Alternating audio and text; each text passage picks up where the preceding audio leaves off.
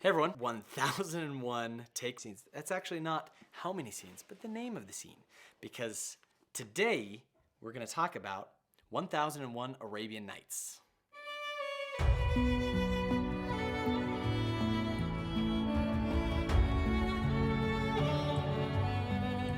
So, 1001 Arabian Nights is a very, very old Middle Eastern anthology of stories, which also I learned the word anthology comes from the Greek anthologia, which is a collection of poems or stories. Anthologia means a garland of flowers or a collection of flowers because of the garland, which was an anthology of an ancient Greek anthology of poetry. So an anthology is a collection of literary works, poems or short stories or whatever it is, usually from different authors, put into a whole. These stories that take place in 1001 Arabian Nights were collected over many centuries from a lot of actually different, not just authors, but cultures and societies. There's Arabic, Persian, Indian, Greek, Jewish, and Turkish all together. Pretty much anything of that area, stories from all over were compiled into this 1001 Arabian Nights. It was compiled in the Islamic Golden Age, which was from the 8th to the 14th century, and it was first published in English around 1710. When it was published in English, it was called something, and I can't remember, but I'll put it right there. That was the title, and then they changed it to that later. But it is full of historical tales, tragedies, comedies, poems, love stories, just adventure tales, and anything and everything came together. Something that I love about 1001 Arabian Nights is the framing story. The framing story is kind of what's happening in the background as all these stories are going on, and it's ingenious, I think. In the framing story, there is a sultan named Shahryar, and he was an incredibly powerful king and found out that his wife was unfaithful. It killed his trusted woman. He had her executed, and then got his vizier to find him a new woman every day, and he would marry the woman and then kill her in the morning. And after all the young women were either ran away or married him, the vizier couldn't find one, but he had a daughter, the vizier's daughter. And obviously he didn't want to offer his daughter up to the sultan, but his daughter, whose name was Shahrazad, she was a beautiful, intelligent woman, and she came up with a plan. She went in to the sultan and married him and started telling him a tale. And she told him this tale all throughout the night and ended on a cliffhanger in the morning. So he didn't want to kill her. He wanted to hear the end of the story.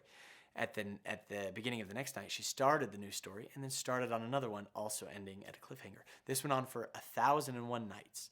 And what I love about the story is that at the end, because of the stories that she told, because of all the moral lessons, the Sultan realized that he had acted wrong. He learned, he became wiser, he became a good king, and he started respecting his wife and became much more gentle and kind, and changed because of the stories told. Of course, I like that because stories, I believe, do change us, and we tell stories to transmit kind of these ideas. So I just love the framing. Some of the stories that take place in there you've heard about. For example, Sinbad the Sailor and his 7 voyages take place in the stories and many other stories that feature Sinbad. Aladdin does take place in 1001 Arabian Nights. It's actually a later edition, but there's a couple differences. Aladdin is, for example, Chinese. Actually, the whole story is Chinese. It happens in China, and it is called Aladdin and the Magical, or Aladdin and the Wonderful Magic Lamp. There's also a lot of stories that feature characters that are sons of the Sultan of the Indies. These are Princes Ahmed, Hussein, and Ali. So Prince Ali, Prince Hussein, and Prince Ahmed are sons of the Sultan of the Indies. All 3 of these sons want to marry a princess, and each one of them must go find the most miraculous and wonderful object, whereas Prince Ahmed finds an apple that can heal anyone that smells it, and a tent that can be small enough to fit in your pocket or big enough to hold an entire army. Ali Baba is a character that is recurring through some of these stories. He's a poor woodcutter that finds a fabulous treasure and has many adventures. Also, what's interesting is in the 1001 Arabian Nights, there are many real historical people. So there are the fictional people, and then there are real historical figures.